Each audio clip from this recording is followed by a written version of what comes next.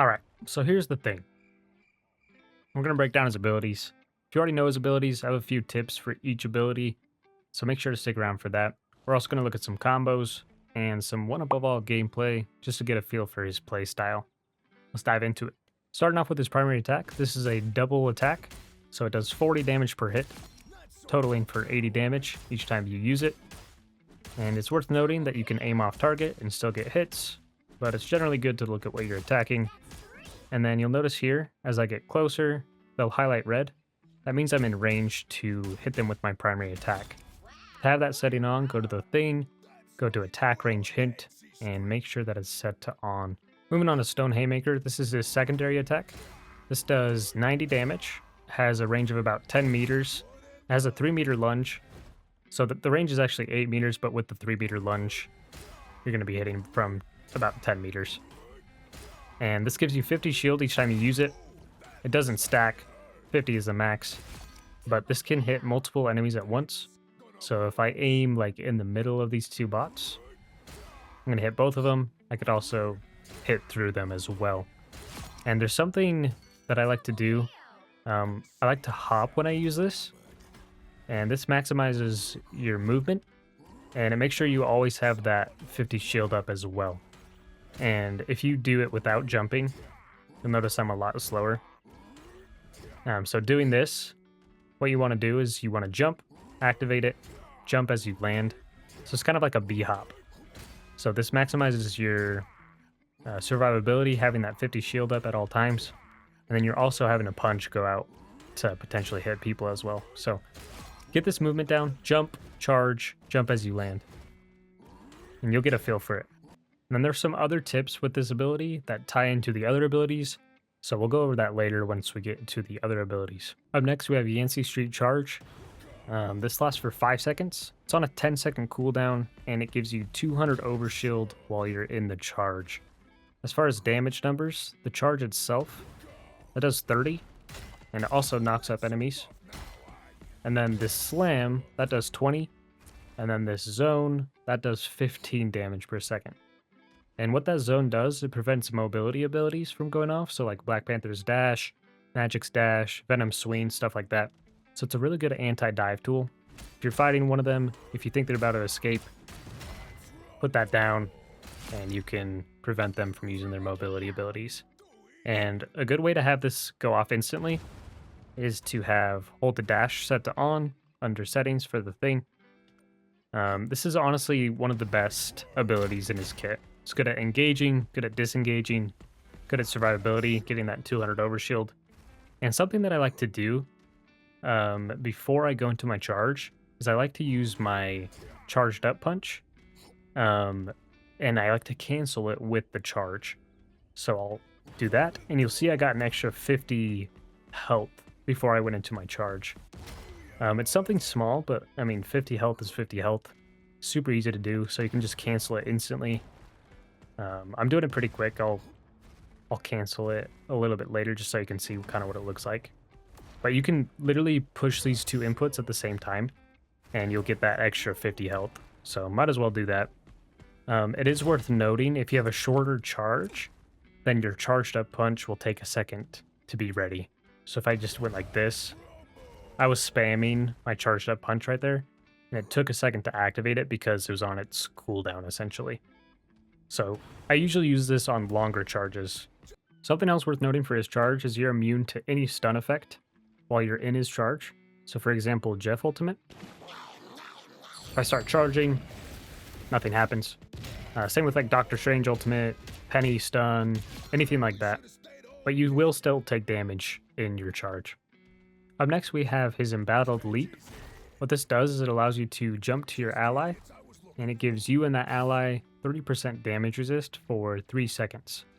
And you'll notice when you use it, there's rocks on you and your ally, meaning you have that damage resist. And this is on a 10-second cooldown with a 3-second cooldown between each use. So you have 2 uses of this. And this is really good at escaping. So say if I were to engage and I'm kind of in there deep and I need to get out, I can jump back to my ally to get to somewhere safe. It's also a good way to engage a fight if you use it on your other tank, so you guys are both holding the front line, use it on your tank, then you can charge in. You have that damage resist, and then you should have your other Embattled Leap up to get out. And then another tip with this ability, as you're jumping, you can charge up your stone Haymaker punch. So it's ready as soon as you land, pretty much. So I leap, I'm charging it, and I'm ready to punch a lot quicker. And then for his passive, it makes it so he can't be displaced. So for example, Invisible Woman, she can't boop him, but he can be stunned. So Penny, for example, stuns him still. And this is a really good counter against Wolverine, because he's not able to grab him. Just kind of takes him to the floor for a second. For his first team up with Invisible Woman, this gives you 100 additional health when you activate it, and this lasts for 5 seconds, and it's on a 20-second cooldown. Then his next team up, you can throw Wolverine, and I'm sure you saw it in the trailer, or maybe you saw the trailer, but you can fly to him after you throw him. It's kind of cool. Kind of a niche use, but I mean, hey, it's fun. And then finally we have his ultimate. What this does is it sounds out like a wave, and then it stuns the enemies that are caught in that wave for 2.5 seconds. And it also does 100 damage. And you can use this from about 15 meters out, a little bit further. You'll see it stuns them for about 2.5 seconds. And what I like to do with this, before I use it, I do the same thing that we mentioned earlier with charging up your punch, and then you can cancel it with your ultimate. So I'll charge up my punch, and then use the ultimate, and that just gives me 50 extra health as I'm casting the ultimate. Helps with survivability, helps to make sure you don't die while you're casting your ultimate. And if you can, line up with your ult to do multiple damage instances. So say I ult like this, I would want to go to the side with my stone Haymaker to do as much damage as possible, follow up on those squishies. Alright, moving on to combos. I want to break these down, do them as slow as possible, and then show you them in real speed.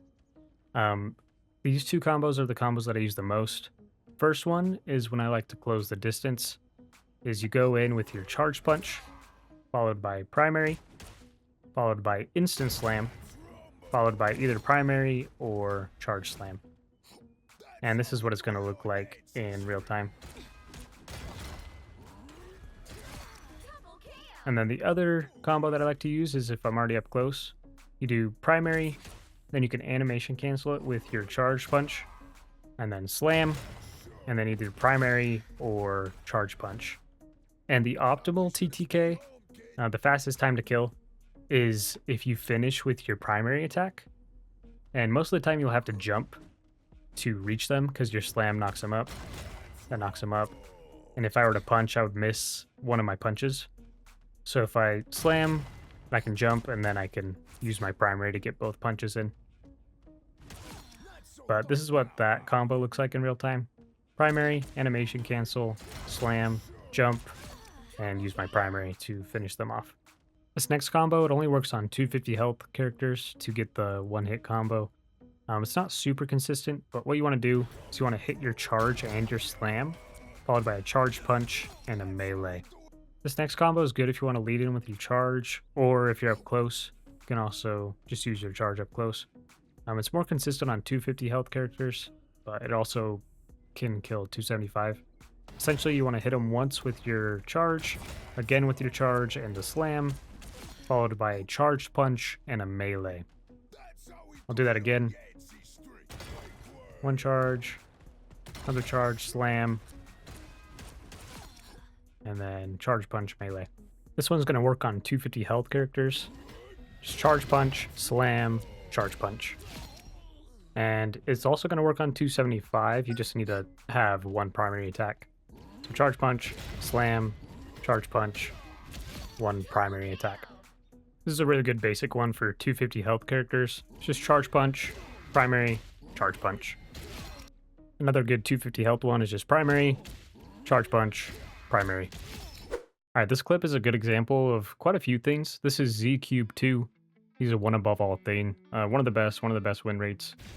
There's quite a few good examples in here, and we'll break down some of their decision making, what they do well. Giving that damage resist to his Magneto. His Magneto goes down. His Hela goes down. He realizes that, so he's going to use his charge to get out. Get back to where his healers are. get healthy. And it's overtime, so now he's available for his team to contest again. He didn't die needlessly.